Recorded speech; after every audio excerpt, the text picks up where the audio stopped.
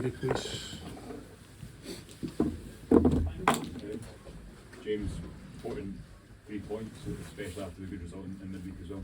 Yeah, it's obviously important, especially after the European game. We have a really good result, good performance, and it's obviously key to come back in domestic football and get the result that we needed and get the performance that was required, and obviously a clean sheet. So that helps. I don't think you scored a league goal. You almost got it today, but didn't get the final touch. But seeing yourself arriving in those positions again today, is that again reflective of a performance that was more attacking, we're spending more time in the opposition's final third?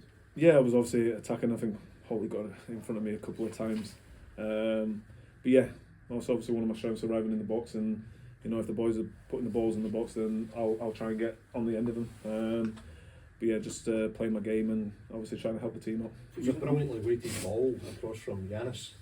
Is it good to see Yanis back involved and starting?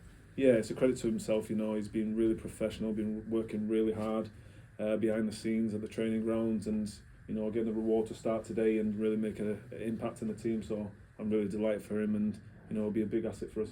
Yeah.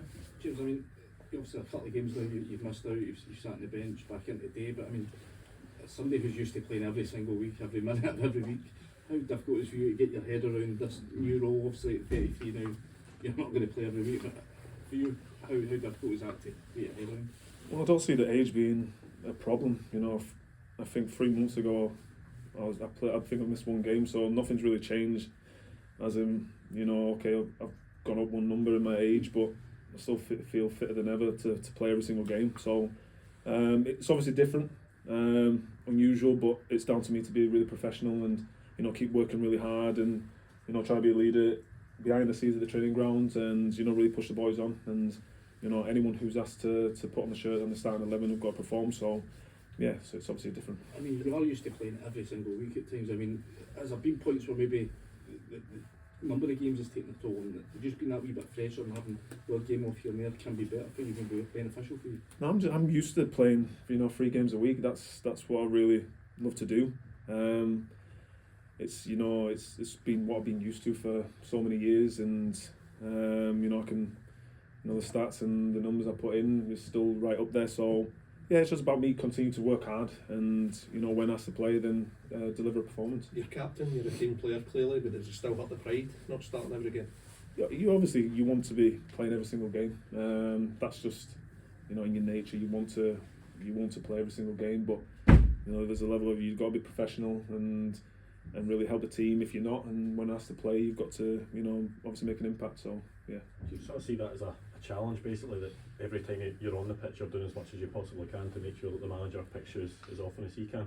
Well, that's what's required of all the players. Anybody who's asked to play got to give everything. So that's the minimum. Obviously you've been here for 9.5 years. I think the contract's up at the end of the season. Have you had any thoughts what got another year after this? What the summer might bring? I've got another season after this. Absolutely. So still more time. Testimonial, was that be something that would be? Is that something? That's obviously complete the season. Then obviously that's on the cards, and it's very unusual these days for testimonials and players being at clubs for so long. But yeah, we'll just have to wait and see. The manager mentioned when he was in that some people would possibly be just been a wee bit too quick to write you off when you didn't start those couple of games. I mean, do you feel that yourself as a player? What I've done over the years on a personal level.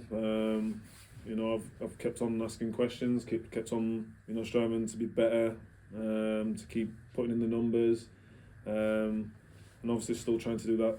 I'm more hungry than ever every season that comes. I'm always hungry to outdo myself in every season that comes. So I'll always continue to push myself as much as possible to better myself.